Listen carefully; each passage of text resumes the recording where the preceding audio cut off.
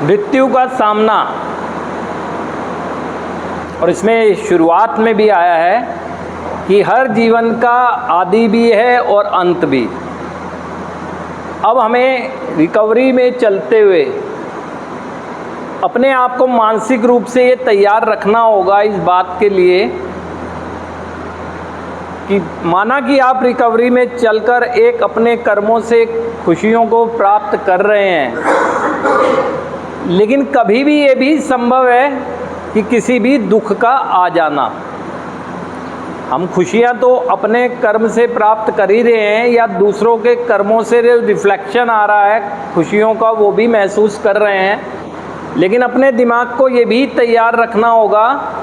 कि कभी भी ऐसा हो सकता है कि संकटों का सामना करना पड़े।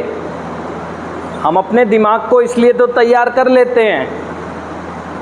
कि अच्छा ही अच्छा होगा,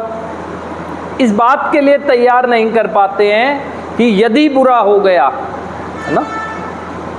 कभी कभी हमें ये पता भी नहीं होता है कि क्या होने वाला है, लेकिन ऐसा हो जाता है कि हम मानसिक रूप से बहुत ज़्यादा अपने आप को एक बुरा महसूस करा रहे होते हैं।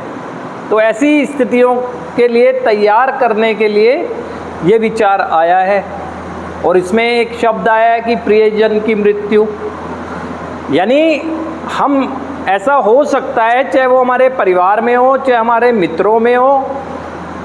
ऐसा हो सकता है कि जीवन एक अच्छे से जी रहे हैं हम, अचानक से एक झटके के रूप में। लेकिन ये स्वीकार करके रखना होगा आपने कि अगर किसी जीवन का उदय हुआ है तो वो अस्त भी होगा, और फिर हमने कैसे तैयार करना है ये हमारे ऊपर रहता है कि ठीक है आज मेरा प्रियजन मेरे साथ नहीं है, अगर होते तो खुशी होती, लेकिन अब जो मेरे साथ हैं उनको अपने कर्मों से दुख नहीं होने दूंगा। ये अमानत है ना, ये अमानत है अब मेरे पास ना, इसे मेरा फ़र्ज बनता है सुरक्षित करने का। तो इसके लिए आपको तैयार रखना होगा। और जो वास्तविकता है, जो भी इस धरती पर एक मनुष्य रूप में आया है उसे संकटों का सामना करना पड़ा है, चाहे वो हमारे आराध्य क्यों ना हो, है ना। अभी आप देखें कुछ चीज़ें आपको मैं बताता हूँ, कुछ छोटी छोटी स्टोरियाँ, उसके माध्यम से आप समझने की कोशिश करें। अगर मैक्सिमम लोग इस चीज़ों को जानते भी होंगे। एक दुराचारी कंस का वध करने के लिए विष्णु रूप में, विष्णु अवतार के रूप में कृष्ण का जन्म हुआ मनुष्य के रूप में, लेकिन इंसान रूप में जन्म होने